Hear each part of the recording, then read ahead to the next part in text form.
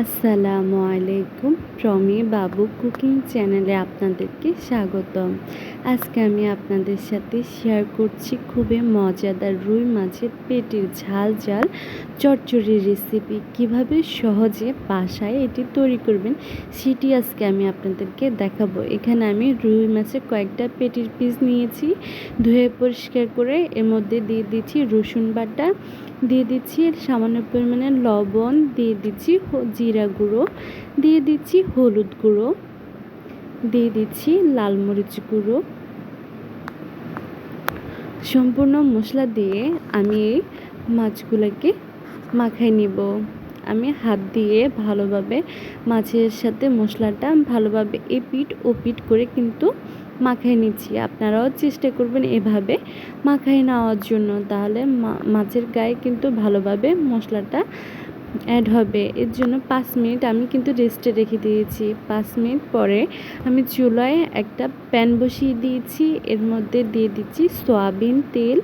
তেলটা গরম হয়ে আসলে আমি একে একে মাছগুলোকে দিয়ে দিচ্ছি।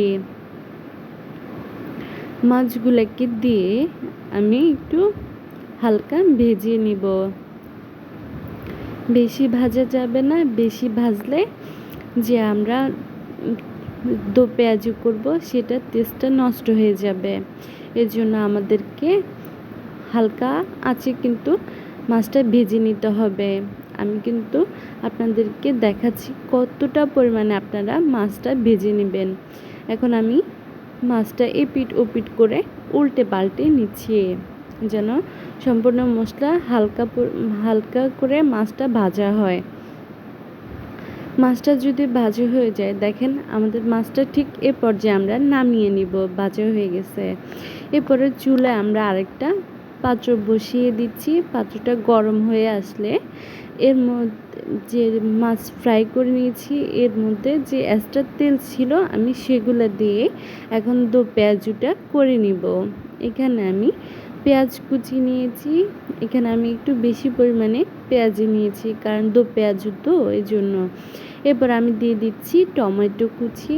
টমেটো কুচিটা দিয়ে আমি একটু নেড়ে দিচ্ছি। আমি এখানে একটু নেড়ে নেড়ে পেঁয়াজ আর টমেটোকে একটু নরম করে নিব। যখন এ পর্যায়ে নরম হয়ে আসবে তখন এর মধ্যে আমি দিয়ে দিচ্ছি রসুন বাটা, দিয়ে দিচ্ছি লাল মরিচ গুঁড়ো। অবশ্যই রসুন ও লাল মরিচ গুঁড়োর পরিমাণটা একটু বাড়িয়ে নেবেন। এরপর আমি দিয়ে দিচ্ছি আরও হলুদ গুঁড়ো, দিয়ে দিচ্ছি ধনিয়া ও জিরা গুঁড়ো। আমি সম্পূর্ণ মশলাগুলোকে দিয়ে ভালোভাবে নেড়ে নেড়ে একটু কষিয়ে নিচ্ছি। ভালোভাবে কিন্তু কষিয়ে নিতে হবে। এর মধ্যে আমি আরও দিয়ে দিচ্ছি পরিমাণ অনুযায়ী লবণ। আমাদের এটা খেয়াল রাখতে হবে, আমরা কিন্তু মাছের মধ্যে একবার লবণ দিয়েছি, এই জন্য আপনাদের ওই আন্দাজ অনুযায়ী আপনারা লবণটা আবার দিবেন। এর মধ্যে আমি আর একটু সামান্য পরিমাণে পানি দিয়ে আমি মশলাটাকে ভালোভাবে কষিয়ে নিচ্ছি। মশলাটা যখন কষিয়ে আসবে এর মধ্যে আমি দিয়ে দিব ভেজে রাখা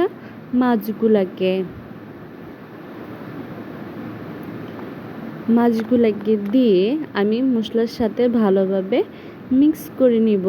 তাও আলতো হাতে মিক্স করতে হবে, বেশি নাড়াচাড়া করা যাবে না, কিন্তু মাছটা ভেঙে যেতে পারে। এই জন্য আমি আপনাদেরকে দেখাচ্ছি খুবই আলতো হাতে মশলার সাথে মাছটা মিক্স করে নিচ্ছি। আমি এই মাছটাকে এখন এই মশলার সাথে কিছুক্ষণ কষিয়ে নেব ভালোভাবে, যাতে করে মশলার ফ্লেভার ও টেস্টটা মাছের মধ্যে ঢুকতে পারে ভালোভাবে। এর জন্য আমি প্রায় 3 মিনিটের মতো ভালোভাবে কষিয়ে মাছটাকে নেড়ে নেড়ে, অবশ্যই আপনাদেরকে কিন্তু এই স্পুনের সাহায্যে কম নাড়ার চেষ্টা করবেন। পাতিলটাকে একটু ঘুরিয়ে নাড়ানোর চেষ্টা করবেন, দেখবেন মাছটাও ভাঙবে না এবং কি মশলাটাও পাতিলের সাথে লেগে যাবে না। যখন দেখবেন মশলার মাছটা মাখো মাখো পর্যায়ে চলে আসছে, এ পর্যায়ে আপনারা কিন্তু রান্নার পানিটা দিয়ে দিবেন। আমি এখানে রান্নার জন্য যে দো পেঁয়াজু রান্নার জন্য পানিটা দিয়ে দিয়েছি। কতটুকু পরিমাণে দিয়েছি সেটা তো আপনারা দেখতেই পাচ্ছেন। এবার আমি সামান্য একটু হালকা আলতো হাতে নেড়ে দিচ্ছি। নেড়ে এখন আমি এর মধ্যে দিয়ে দিব রসুন কুচি। রসুন কুচিটা দিয়ে আমি এর মধ্যে আরও দিয়ে দিচ্ছি 4-5টা কাঁচামরিচ। আমি এখানে কাঁচামরিচটা কিন্তু ভাঙি নাই, গোটায় রেখেছি। তাহলে কি ঝালও অতিরিক্ত ঝালও হবে না, এবং কি কাঁচামরিচের যে একটা ফ্লেভার ওইটাও খুবই সুন্দরভাবে মাছের সাথে অ্যাড হয়ে যাবে। এখানে আমি 4-5 মিনিটের মতো ভালোভাবে রান্না করে নিচ্ছি। দেখেন ঝোলটা একটু মাখো মাখো পর্যায়ে চলে আসলে আপনারা বুঝতে পারবেন যে আপনাদের রান্না কিন্তু হয়ে গেছে। আমার যদি ভিডিওগুলো আপনাদের কাছে ভালো লেগে থাকে এবং নিত্য নতুন ভিডিও যদি পেতে চান, তাহলে আমার চ্যানেলটাকে সাবস্ক্রাইব করে আমার চ্যানেলের সঙ্গে থাকুন। পর্যায়ে আমি ধনিয়া দিয়ে নামিয়ে নিচ্ছি। দেখেন মাছের কালারটা কতটা সুন্দর আসছে। কালার থেকে মাছটা খুবই মজা হয়েছে। এভাবে আপনারা বাসায় ট্রাই করবেন।